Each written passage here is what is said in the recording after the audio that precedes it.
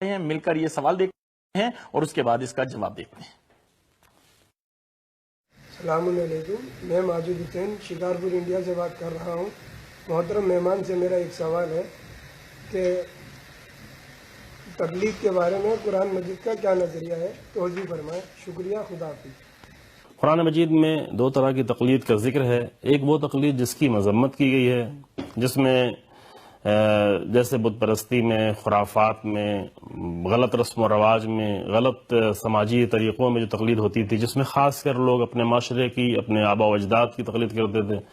کہ جس کو قرآن نے بار بار متعدد سوروں میں آ کر بیان کیا کہ یہ جائز نہیں ہے، یہ صحیح نہیں ہے۔ ممکن ہے کہ وہ جن کی تقلید کر رہے ہیں وہ خود جاہل رہے ہوں، وہ جانتے نہیں رہے ہوں،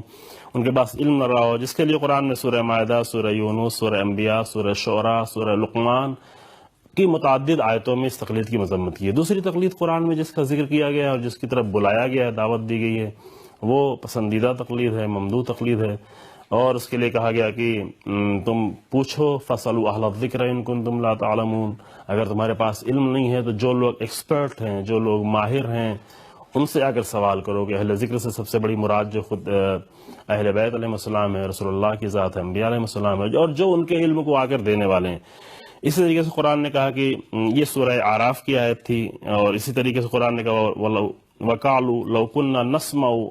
أَوْ نَعْقِلُ، اگر ہم سنتے، اگر ہم عقل سے کام لیتے تو مَا كُنَّا فِي أَصْحَابِ السَّعِيرِ، تو ہم جہنمیوں میں سے نہیں ہوتے۔ نسموں سے مراد یہاں پر یہی ہے کہ اگر اچھی لوگوں کی باتیں سنی ہوتی، اچھی باتیں، اور اس کا عمل کرتے تو ایسا نہ ہوتا۔ یا قرآن نے دوسری جگہ پہ کہا کہ یہ سورہ